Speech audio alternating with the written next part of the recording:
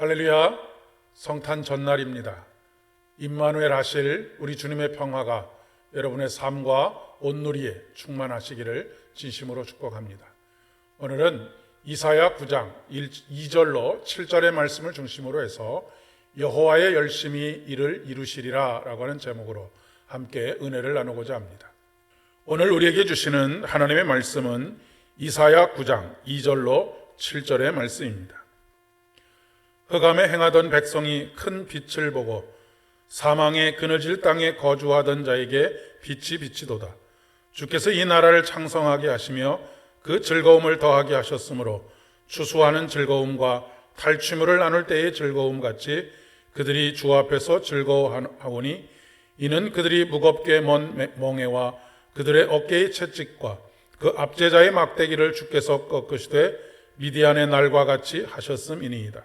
어지러이 싸우는 군인들의 신과 피 묻은 겉옷이 붙어 섭같이 살라지리니 이는 한 아기가 우리에게 낳고 한 아들을 우리에게 주신 바 되었는데 그의 어깨에는 정사를 메었고 그의 이름은 기묘자라 모사라 전능하신 하나님이라 영존하시는 아버지라 평강의 왕이라 할 것임이라.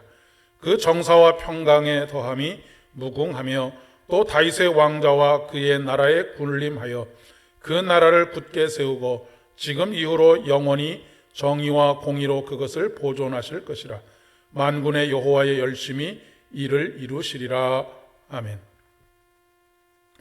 올해 성탄절은 그 어느 해의 성탄절보다도 더 간절한 것 같습니다. 세상의 어두움이 그만큼 깊기 때문입니다.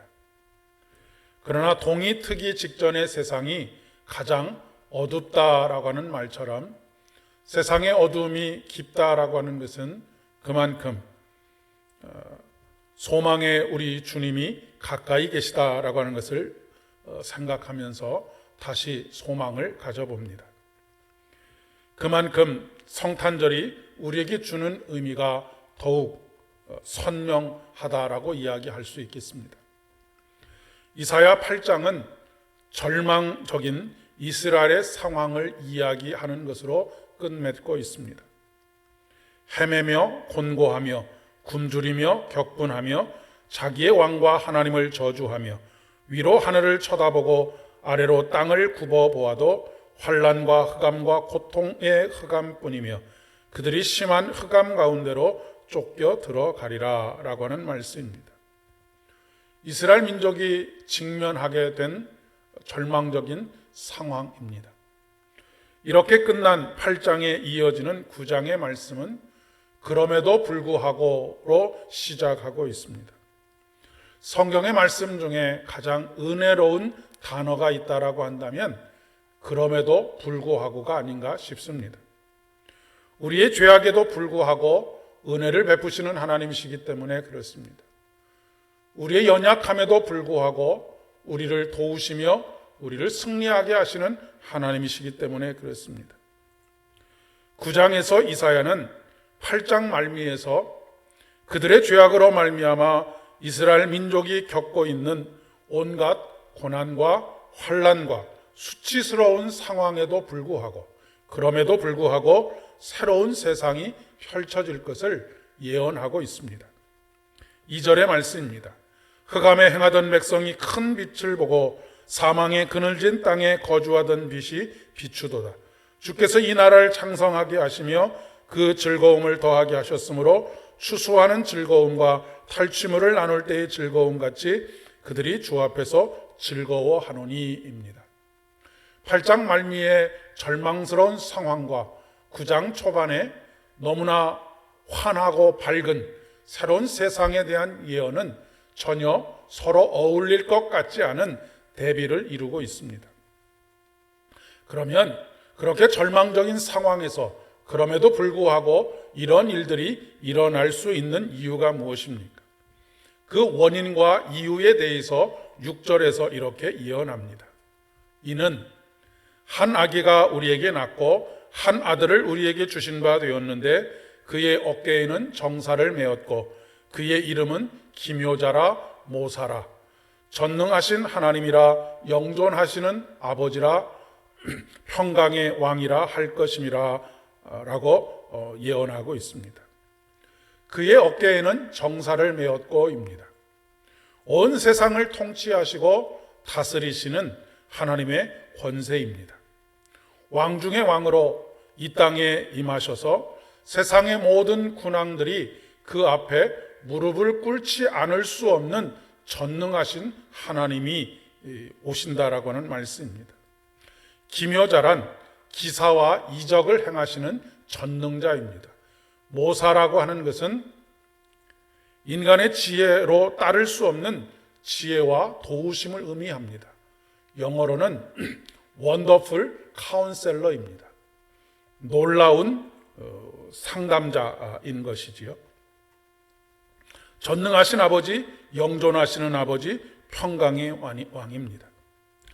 그분께서 이 땅에 오심으로 말미암아 그 거룩한 성탄으로 말미암아 그의 나라가 군림하여 그 나라를 굳게 세우고 지금 이후로 영원히 정의와 공의로 그것을 보존하실 것이라. 만군의 하나님의 열심히 이를 이루시리라 라고 말씀하고 있습니다. 여기서의 핵심은 여호와의 열심히 이를 이루시리라 라고 하는 것입니다. 우리의 눈에는 불가능해 보입니다. 전혀 소망을 발견할 수 없습니다. 그런데 하나님의 열심히 앞서 언급했던 모든 제약들과 압제의 상황들을 그리고 환난과 고난을 제거하신다라고 하는 말씀입니다. 그리고 하나님께서 지키시고 다시 세우시고 정의와 공의로 보존하신다라고 말씀하고 있습니다. 여러 번에 걸쳐서 말씀드렸듯이 우리는 기도하고 하나님께서 일하시는 것입니다. 우리의 모든 삶은 하나님의 열심의 열매들입니다. 내가 해서 안 되는 일, 해도 안 되는 일, 전혀 소망이 없어 보이는 일 때문에 결코 낭망하지 말라는 것입니다. 소망이 없다고 말하지 말라는 것입니다. 우리는 하나님의 열심으로 살아가는 사람들입니다. 부모가 자식을 위해서 무엇이든지 다 희생할 각오를 가지고 희생하는 것과 마찬가지입니다. 그러나 그런 부모도 자식에게 해줄 수 있는 것이 있고 해줄 수 없는 것이 있습니다. 그러나 우리 하나님은 그 어깨에는 정사를 메었고 그분은 기묘자요, 모사요, 전능하신 하나님이십니다.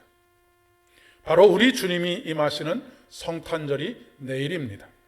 온 마음으로 맞이하시고 그분으로 온전히 기뻐하며 소망으로 다시 일어서시는 복된 한날, 그리고 복된 여러분의 인생이 되실 수 있기를 진심으로 축복합니다. 기도하겠습니다. 은혜가 풍성하신 아버지 하나님, 오늘도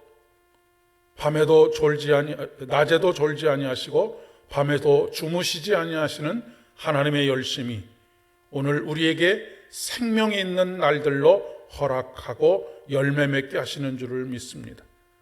그 어떤 상황 속에서도 절망하지 않게 하시고 우리의 연약함으로 인하여서 낭망하지 아니하고 하나님의 열심히 우리의 삶을 이루어간다라고 하는 이 놀라운 하나님의 선언 앞에 겸손하게 거룩한 성탄의 예수를 맞이할 수 있도록 도와주시옵소서.